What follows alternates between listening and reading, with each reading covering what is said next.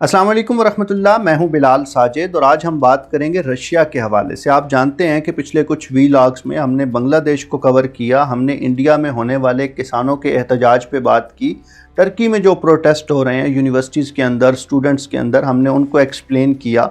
Donald Trump का जिक्र तो अक्सर हमारी गुफ्तगू में आता रहता है कि जितने लोग हैं जो इन कंट्रीज़ को हेड कर रहे हैं, डोनाल्ड ट्रंप थे, टर्की में तैयब उर्दगान हैं, इंडिया में मोदी जी हैं, इसी तरह बांग्लादेश में शेख हसीना हैं, यूके में बोरिस जॉनसन हैं, या इस क्लास के जितने लोग हैं इनके जो पीरो मुर्शद हैं वो रशिया में मुकीम है और उनका नाम है प्यूटन। तो आज की इस वीलॉग में हम प्यूटन के बारे में बात करेंगे, उनकी हुकूमत, अपोजिशन, वहाँ पे जो एहतजाज का सिलसिला चल रहा है उसको एक्सप्लेन करने की कोशिश करेंगे। और इसमें बहुत सी ऐसी चीज़ें हैं जो हमारे यहाँ हमारी पॉलिटिकल पार्टीज़ के लिए, हमारे सियासी कारकुनों के लिए और बिलखुसूस उन सियासी कायदीन के लिए जो मुल्क से बाहर चले गए हैं और वहाँ से अपोजिशन की तहरीक रन करना चाहते हैं, उनके लिए इसमें बहुत सी बातें हैं जिनको नोट डाउन करना चाहिए, जिन पे बात होनी चाहिए, एम्फेसाइज करना चाहिए। 12 फरवरी बरोज़ जुमा मॉस्को की अदालत में एक पेशी हुई जिसमें एक रशियन पॉलिटिशियन इस इल्ज़ाम में पेश किए गए कि इन्होंने दूसरी जंग अज़ीम में हिस्सा लेने वाले एक रूसी फ़ौजी को डिफेम किया है। किस्सा यूँ था कि रशियन गवर्नमेंट, प्यूटन की गवर्नमेंट ने कवानीन के अंदर कुछ तब्दीलियाँ करनी थीं और उन तब्दीलियों को एक्सेप्टेबल बनाने के लिए उन्होंने स्टेट मीडिया पे एक कैंपेन लॉन्च की और उस कैंपेन को आवाम के साथ कनेक्ट करने के लिए, आवाम को कायल करने के लिए जो बड़ी बड़ी सेलिब्रिटीज़ थीं, वर्ल्ड वार 2 में हिस्सा लेने वाले जो फ़ौजी थे, बाबे थे, रशिया में जो कदावर शख्सियात या वो लोग जिनके रशियन होने में किसी किस्म का कोई शक नहीं था, उनको लोगों के सामने पेश किया गया और उन्होंने कानून में होने वाली तब्दीलियों को सपोर्ट किया। ये रशियन पॉलिटिशियन जिनको मॉस्को की अदालत में पेश किया गया, इन्होंने वो वीडियो क्लिप अपने ट्विटर अकाउंट से शेयर किया और उसके साथ ये लिखा, ये इम्प्लाई किया कि जो लोग इस वीडियो क्लिप में अपीयर हो रहे हैं वो रशिया की ज़मीन के साथ, अपनी मदर रशिया के साथ, बल्कि अगर रशियंस के अल्फाज में बात की जाए तो फादरलैंड के साथ गद्दारी के मुर्तकिब हो रहे हैं। अब ज़ाहिर है उस वीडियो में एक ऐसा शख्स भी था जिसने दूसरी जंग अज़ीम में रशिया की तरफ से जंग लड़ी हुई थी। इसको बुनियाद बना के उस पॉलिटिशियन पे केस बनाया गया, डिफेमेशन का केस बनाया गया और अब वो मॉस्को की अदालत में पेशी भुगत रहा है। ये वो पॉलिटिशियन है जिसके बारे में दो बातें ज़हन में रखनी है। एक तो ये कि इंटरनेशनल मीडिया के मुताबिक प्रेसिडेंट प्यूटन सबसे ज़्यादा इस पॉलिटिशियन से खौफज़दा हैं, और दूसरी बात यह कि अपनी किसी गुफ्तगू में, किसी तकरीर में, किसी इंटरव्यू में प्रेसिडेंट प्यूटन इसको इसके नाम से मुखातिब नहीं करते। इस पॉलिटिशियन का नाम है अलेक्सी नावाल्नी और रशिया जैसी सल्तनत में ये फ़र्द वाहिद एक पूरी अपोजिशन जमात का किरदार अदा कर रहा है। ज़्यादा इंटरेस्टिंग बात यह है कि ये हमारी तरह का एक यूट्यूबर भी है जिसके यूट्यूब चैनल पे 6 मिलियन सब्सक्राइबर्स हैं, इसके ट्विटर अकाउंट पे 2 मिलियन सब्सक्राइबर्स हैं। इसकी जो आउटरीच है, सोशल मीडिया रीच है, वो बहुत ज़्यादा है और इसकी जो एंटी करप्शन मूवमेंट है, इसका जो स्टांस है, जो इसकी अपोजिशन है, उसका मेन गढ़ भी सोशल मीडिया है। यानी हमारे इमरान खान साहब की तरह इनकी भी जो फ़ैन बेस है वो सोशल मीडिया पे है, लेकिन ये हमारे खान साहब से कहीं ज़्यादा सॉलिड काम करने के आदी हैं। वो काम जो हमारे खान साहब हुकूमत में रहते हुए नहीं कर सकते, इन्होंने अपोजिशन में रहते हुए बहुत लिमिटेड रिसोर्सेज के साथ किए हैं। प्यूटन की करप्शन को, प्यूटन के स्कैंडल्स को, उनकी गवर्नमेंट के स्कैंडल्स को, करप्ट प्रैक्टिसेस को जिस तरह अलेक्सी नावाल्नी ने एक्सपोज किया है वो अपनी मिसाल आप है। अलेक्सी नावाल्नी इस वक्त मॉस्को की जेल में है और ये उनकी पहली जेल नहीं है, इससे पहले उनको मल्टीपल टाइम्स पे अरेस्ट किया जा चुका है। अलेक्सी नावाल्नी की कहानी बड़ी दिलचस्प है। ये 44 साला पॉलिटिशियन है, 4 जून 1976 को पैदा हुए, अपनी इब्तदाई तालीम यूक्रेन में हासिल की, रशिया की यूनिवर्सिटीज़ में हासिल की। जब पॉलिटिक्स का आगाज़ किया तो प्यूटन की जो मुखालिफ पार्टी है, रशियाज़ फ्यूचर पार्टी, उसको ज्वाइन किया। अब प्रॉब्लम ये हुआ कि ये अपने स्टांस की वजह से, अपने मौक़िफ़ की वजह से उस पार्टी में समा नहीं सके, तो कुछ अरसे बाद उससे अलहदा कर दिए गए। लेकिन उसके बाद अलेक्सी नावाल्नी ने अपनी एक एंटी करप्शन फाउंडेशन बना ली जिसका बुनियादी पर्पज़ ये था कि रशिया की गवर्नमेंट, प्यूटन की गवर्नमेंट में जो भी करप्शन होती है उसको आम रशियन लोगों के सामने रखा जाए। الیکسی نوالنی نے اپنے پولیٹیکل کیریئر میں بہت سے اپس اینڈ ڈاؤنز دیکھے ہیں۔ ظاہر ہے وہ جس شخص کی مخالفت کر رہے تھے، جس سٹیٹ کے ساتھ ٹکر لے رہے تھے، پیوٹن جیسے پریزیڈنٹ کی مخالفت کر رہے تھے، تو ملٹیپل طریقوں سے، ملٹیپل ڈائریکشن سے ان پہ اٹیک کیا گیا، انہیں ڈرایا دھمکایا بھی گیا، انہیں بہت سی آفرز بھی کی گئی، انہیں بہت سے کیسز میں الجھایا بھی گیا، اور کئی دفعہ انہیں مرڈر کرنے کی بھی کوشش کی گئی۔ اس وقت الیکسی نوالنی جس جرم میں جیل میں ہے وہ بڑا دلچسپ ہے۔ الیکسی نوالنی پہ کیس بنایا گیا منی ایمبیزلمنٹ کا، پیسوں کی ہیر پھیر کا۔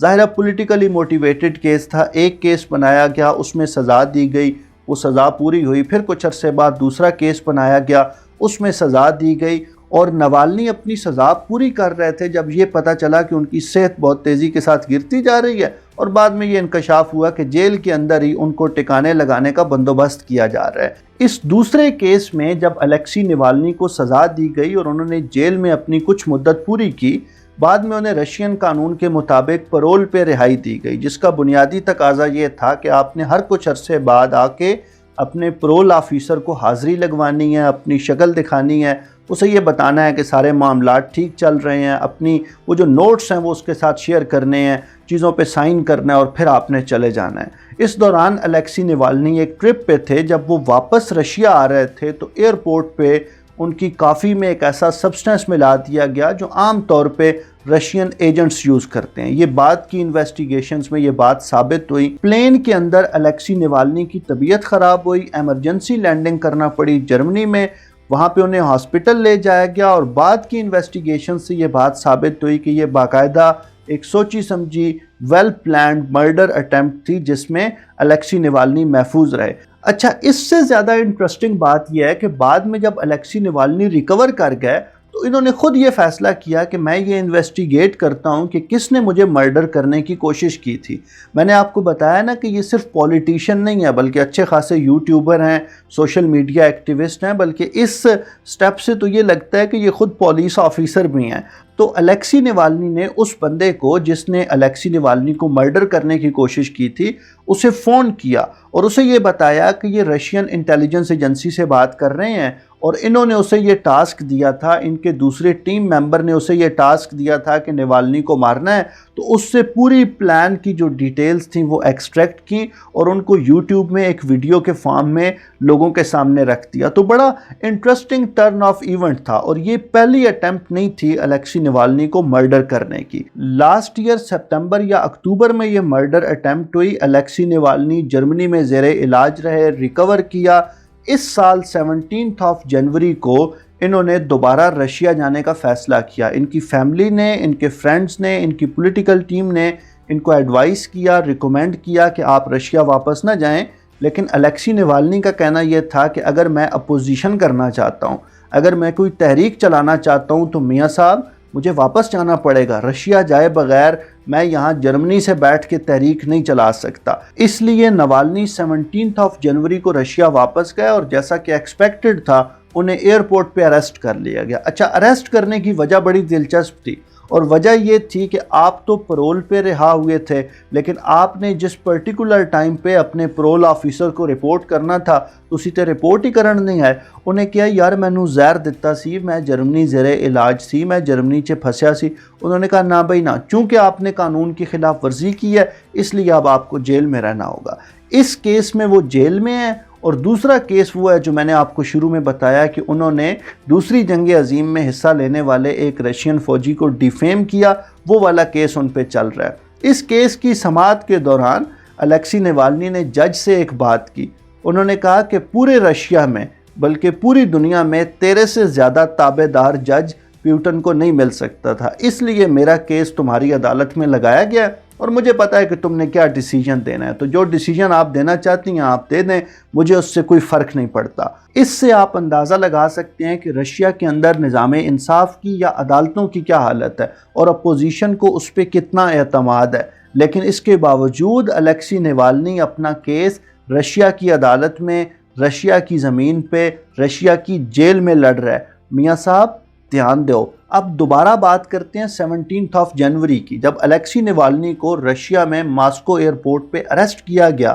اس کے ٹھیک 2 دن بعد جنوری 19 کو ان کی یوٹیوب ٹیم نے، سوشل میڈیا ٹیم نے یوٹیوب پہ ایک ویڈیو پبلش کی۔ یہ 1 گھنٹے اور 52 منٹ کی ویڈیو ہے اور اس ویڈیو پہ اب تک 112 ملین ویوز آ چکے ہیں۔ اس ویڈیو میں پیوٹن کی کرپشن کو، ان کے پیلس کو، اس کی پوری ڈیٹیلز پرووائیڈ کی گئی ہیں، اس کی ڈرون فوٹیجز دکھائی گئی ہیں، اندر باہر سے اس کا پورا کچا چٹھا کھول کے لوگوں کے سامنے رکھ دیا گیا۔ یہ ویڈیو لوگوں نے دیکھنا شروع کی اور الیکسی نوالنی کی ٹیم نے لوگوں کو یہ باور کرایا کہ الیکسی نوالنی کو اریسٹ کرنے کی وجہ یہ تھی کہ وہ پیوٹن کی اور پیوٹن کی ٹیم کی کرپشن کو ایکسپوز کرتا تھا۔